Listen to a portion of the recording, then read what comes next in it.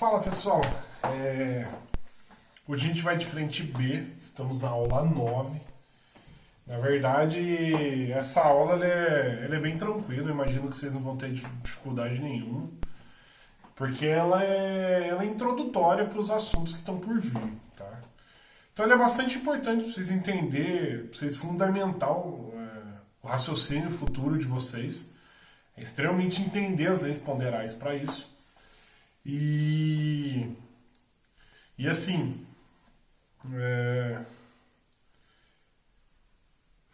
se vocês entenderem isso agora, futuramente, vocês vão ter problema nenhum com cálculo estequiométrico e balanceamento de reação. Por isso que é extremamente importante que vocês entendam, façam os exercícios e vai ser legal que vocês vão entender um pouquinho sobre o funcionamento das coisas dentro da química. Bem, o título da aula é Leis Ponderais. Tá? Leis ponderais são leis que essas leis ponderais da química, na verdade, elas levam em consideração as massas envolvidas numa reação química.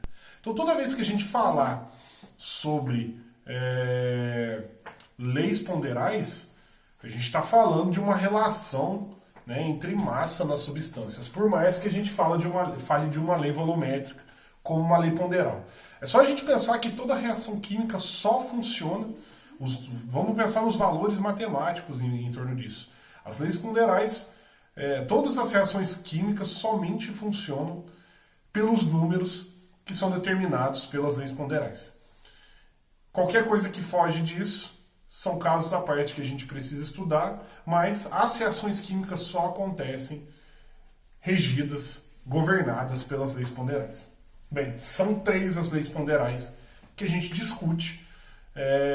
Na verdade, são mais as leis ponderais, mas que vocês precisam saber são 3, as principais 3 leis ponderais que existem. Lei de Lavoisier, lei de Proust e lei volumétrica de Gay-Lussac. Essas 3. Primeiro falando da lei de Lavoisier, porque foi o cara que surgiu com essa noia primeiro, tá? Lei de Lavoisier, a galera que faz ensino médio lembra disso aqui lá no primeiro ano, porque o professor falava bonito, né? Ele falava que a lei de Lavoisier dizia que na natureza nada se cria, nada se perde, tudo se transforma. Eu acho até bonita essa fala de Lavoisier, mas é tudo um jeito muito filosófico para falar que a massa de um sistema inicial é igual à massa desse sistema final, desde que esse sistema seja fechado, né? Então eu coloquei aqui de maneira resumida, né, isso tudo que eu falei. A massa de um sistema final é igual a massa de um sistema inicial é igual à massa de um sistema final. Pensando em reação química, a massa dos reagentes vai ser igual à massa dos produtos, se o sistema for fechado, certo? É importante falar do sistema fechado, porque quando a gente fala de gases num sistema aberto se desprendem. Então não tem como a gente medir a massa deles. Por isso é extremamente importante ressaltar que no sistema fechado as massas de uma reação química se mantêm. Massa inicial é igual à massa final. Massa dos reagentes é igual à massa dos produtos. Não tem erro. Isso é uma lei. Isso não tem como refutar isso. Isso é verdade. Verdade não, é difícil falar sobre verdade. Então, a massa dos reagentes vai ser igual à massa dos produtos. De novo, eu gosto de falar da interpretação filosófica de Lavoisier. Na natureza, nada se cria, nada se perde. Tudo se transforma. Uma parada interessante. Lavoisier ele foi guilhotinado na Revolução Francesa. Certo? Eu acho que esse dado tem até aí na apostila de vocês. Quando a gente fala de Lavoisier na química, a gente está falando aí de um cara que, sei lá, talvez tenha sido uma das maiores mentes da história. Tá? O cara lá na época da Revolução Francesa pensar no que ele pensou, né, dentro de todas as limitações que existiam para a época, o cara estava muito à frente do tempo dele. Hoje a gente só estuda química nos moldes que a gente estuda, porque esse cara, ele conseguiu perceber que na natureza realmente nada se cria, nada se perde. Tudo se transforma. Que a massa dos reagentes numa reação química sempre vai ser igual à massa dos produtos. A massa no início vai ser igual à massa do sinal. No final, nada se perde. Segundo é a lei de Proust, que é a lei das proporções constantes. Proust dizia que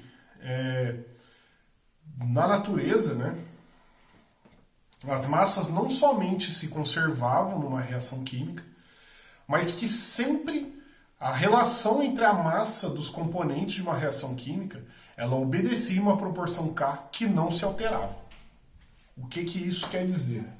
Bem, eu coloquei uma reação um pouco conhecida por vocês aí, que é a reação do hidrogênio com oxigênio, que é a reação de formação da água gasosa, né?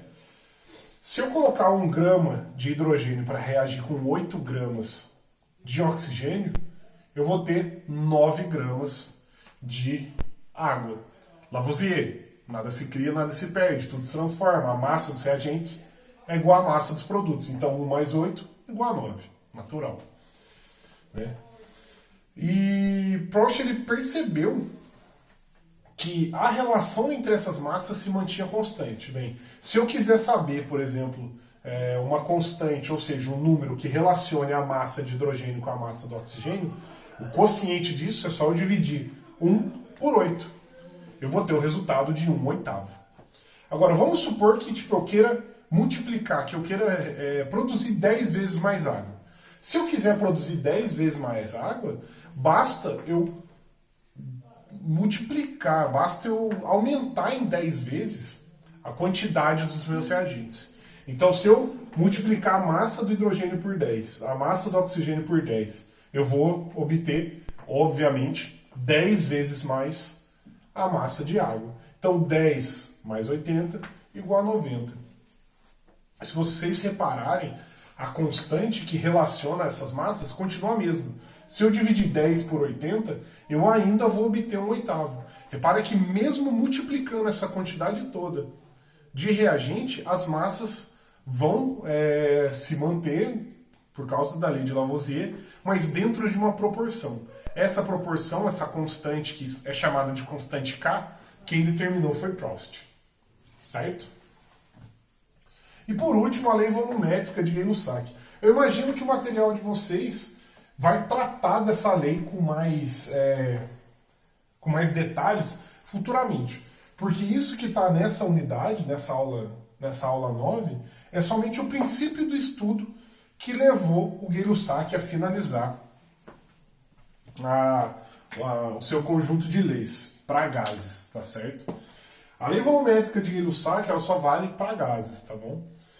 É uma lei ponderal que não fala de massa, tá? Mas, reparem que eu estou usando a mesma reação química, aqui de exemplo, que é a reação de oxigênio e hidrogênio gasoso para formar água gasosa.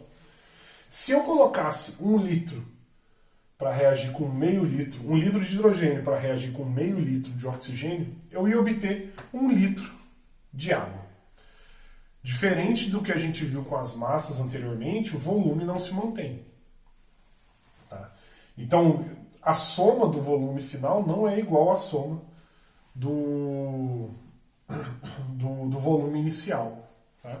Porém, vamos supor, mais uma vez, que eu queira dobrar a quantidade de água gasosa produzida. Se eu quiser fazer isso, basta eu dobrar também a quantidade de reagentes. Então, também estamos falando mais uma vez de uma proporção, uma constância dentro da reação química. Se vocês repararem nos valores que a gente tem aqui, 1, 2 e 4, a gente está sempre dobrando. Meio, 1 e 2, 1, 2 e 4 também. Certo? Porém, a proporção sempre é a mesma. 1 dividido por meio é igual a 2. 2 dividido por 1 também igual a 2. 4 dividido por 2 também igual a 2. Tá? Então a proporção entre os reagentes também se mantém segundo uma constante K, ou seja, uma proporção, uma relação de proporção entre elas. De 2 para 1 para 2. Ou seja, eu preciso de 2 partes de um gás, do gás hidrogênio, para reagir com uma parte do gás oxigênio, para reagir com duas partes, para formar duas partes do gás água. E essa proporção tem que ser mantida.